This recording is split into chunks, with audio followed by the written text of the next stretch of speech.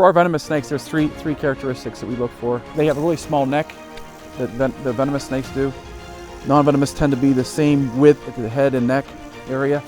The eyes are elliptical for venomous snakes, and for non-venomous snakes are completely round, the pupils. The venomous snakes have a rattle or single scales behind the bottom of the tail. The non-venomous have split scales. We call it a zipper tail that run down the back.